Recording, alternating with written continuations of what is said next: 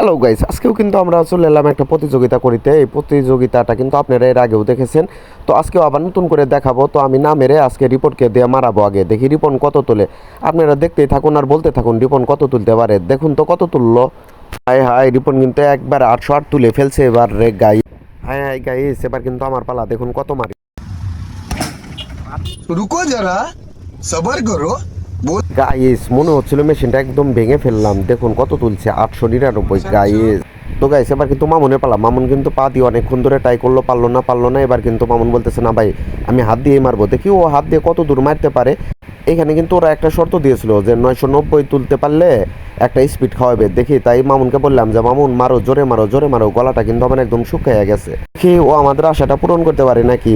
এই তো যাচ্ছে যাচ্ছে যাচ্ছে যাচ্ছে, যাইতে যাইতে যাইতে যাইতে 905-এ ঠেকে গেল। আহারে মামুন।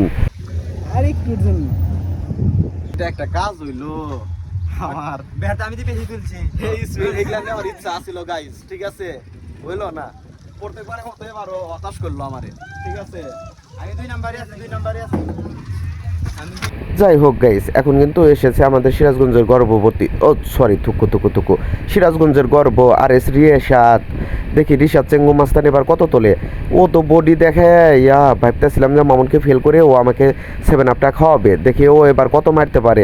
রিশাদ এগিয়ে যাও, এগিয়ে যাও, এগিয়ে যাও। ও মেরেই দিল। দেখুন গাইস কত তুলতে পারলো।